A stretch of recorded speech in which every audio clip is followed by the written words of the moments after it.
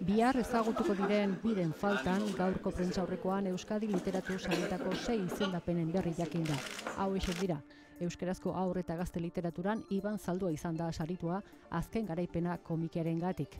Gaztelaniazko haur eta gazte literaturan berriz, saria Iban Barrenetxearen El cuento del carpintero album ilustratuak jaso du.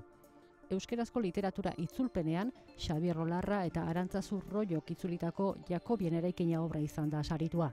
Koranaren ondoren, mundu arabiarrean arrakastarik handiena izan duen obra bat dela. Literatura lanaren ilustraziorik onena Sara Moranteren La Flor Roja izan da.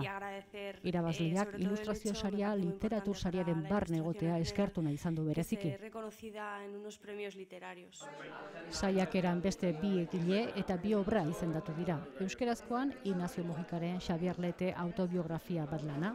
Hemendik urte batzutara, oraindik ere Xabier Leteren figura aztertu ingo dela edo jakimina piztuko duela. Eta gaztelaniazko saiakeran Daniel Ineraritiren La democracia del conocimiento lana izan da saritua.